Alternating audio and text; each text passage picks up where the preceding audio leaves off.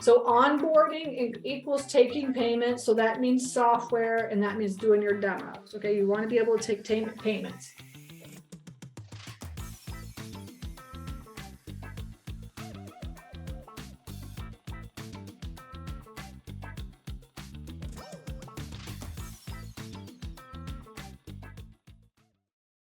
All right. So onboarding equals taking payments. So that means software, and that means doing your demos. Okay, you want to be able to take payments. Also, during the onboarding phase, you're getting ready for closing. But inside that deal analyzer, you get the onboarding checklist, because within our deal analyzer essentially takes you step by step in, like, analyzing a storage facility. But once you get it under contract, then you also need the onboarding checklist. Our onboarding checklist has like 50 things on it. Like, it's like a lot of stuff. You have to do a lot of stuff, okay? But I'm only going over like a handful of the most important things. But just remember that if you really do want to get more information on onboarding, you could get the deal analyzer and you'll have that list of things that you need to do. Okay, so onboarding also equals, what do we need to do for closing? What are the things that we need to do for closing, right? So obviously you have to, you have to find an attorney or title company to close your deal and do all the stuff that they need you to do. And then on top of that, you also need to find funding. But what you need to do is you need to make sure that you have, like, whatever's required of your lender to close, right? And so one of the things that's a big thing that you're definitely going to have to do by closing period is you have to get insurance on the property, right? And sometimes getting a quote for insurance takes forever. So this is not something, and actually onboarding your software and picking out your software, doing the demos could take weeks to figure that out, right?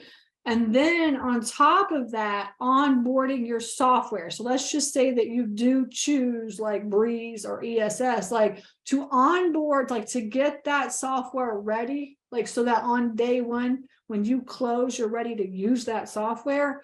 That onboarding process for the software company takes like weeks. Like, they can't just like flip a switch and have it ready for you, right? It takes like 3-4 weeks, sometimes up to 5 weeks, 6 weeks sometimes to do that, depending on how busy they are and how many people they're onboarding or whatever they're doing. All right. So you also have to keep that in mind. Like, you can't like wait till the very last week and be like, oh crap, I need software. Let me hurry up and go get something, right?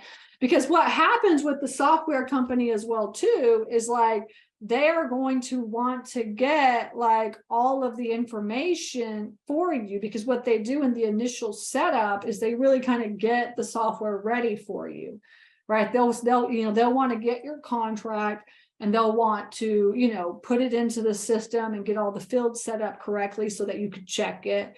They'll want to get your rent roll, all your tenant information, so that they can put all that information into the system so that you have it ready for the first week. So you have to gather all this information for the software, from the seller, right? You have to gather all this information from the seller so you can give it to the software company so that you can have them set all that up. And that takes like several weeks to do. Okay, so you want to make sure that you're really kind of focusing on that. But one of the things that you're also going to need to close is insurance. You're going to have insurance on the property by the closing date, right? And actually, sometimes even a couple of days before, like we closed on our SBA loan, and to close on an SBA loan, it ain't easy, right? And then on top of that, they want everything to be done before closing. So like, we had to pay our insurance in full for the entire year. It was almost $10,000 for the insurance. And then because they wanted to have, like, they wanted to show that we had coverage for that year, the proof of insurance by closing day. And we had to have all the beneficiaries set up and all that. So, and then it took us to get the quotes. It took us several weeks to get the quotes. Now, obviously, your first time that you're getting insurance, you're quoting out like a whole bunch of insurance companies. Now we just have one insurance company and they can just add it to our policy. But so it doesn't take that long for us. It takes maybe like a week or so.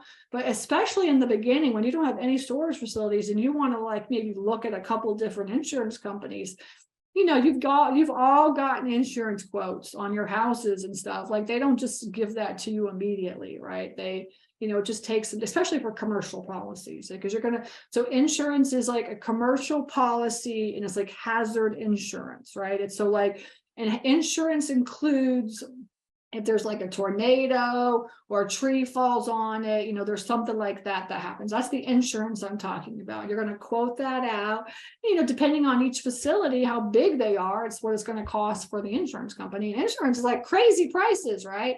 So, and they have the whole thing where it's like you can finance your insurance, but you have to pay like 20% interest if you're going to finance it.